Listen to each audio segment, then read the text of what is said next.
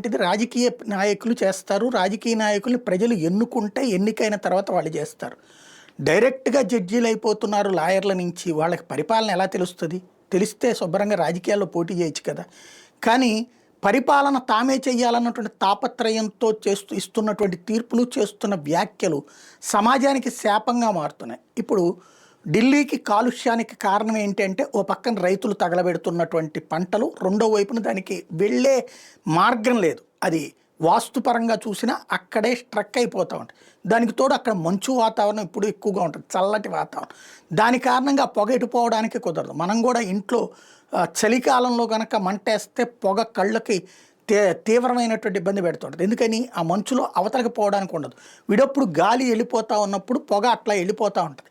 మంచులో ఉన్నప్పుడు పొగ ఆ మంచులో స్ట్రక్ అవుతూ ఉంటుంది. దానివల్ల రకరకాలైనటువంటి ఇబ్బందులు వస్తుంటాయి.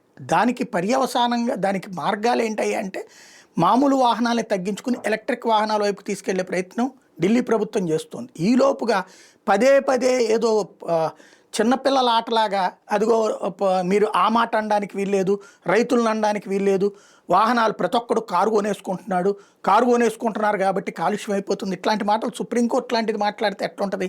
అది న్యాయ వ్యవస్థ లేకపోతే కనుక సరదాగా కామెంట్ చేసుకునేటటువంటి వ్యవస్థ? తాజాగా వాయు నాణ్యత నిర్వహణ కమిషన్ తన బాధ్యత నిర్వహణ విఫలమైందంటూ సుప్రీంకోర్టు మంగళవారం పెదవి చేసింది.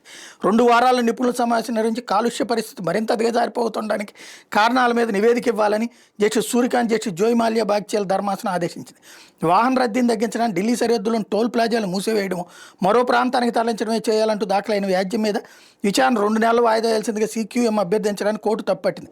1కి మించి కార్లు కలిగి ఉండే ప్రభుత్వం నిరోధించడం ద్వారా వాయు కాలుష్యాన్ని నివారించవచ్చని న్యాయవాది రాకేష్ ద్వివేది చెప్పాడు. వాడెవడో అసలు చెప్పడానికి? ఇంకోటి, కార్లు కొనుక్కోకూడదో కూడా న్యాయస్థానాలు నిర్దేశిస్తే పరిపాలనలు వీళ్ళు చేసేసుకుంటే ఇంకెందుకు? ఓవరాల్గా చూసుకుంటుంటే న్యాయ వ్యవస్థ తను తాను సుప్రీంగా భావించేసేసి ఆధిపత్యం చలాయించాలనుకోవడం వలన వస్తున్న సమస్యలు ఇవి.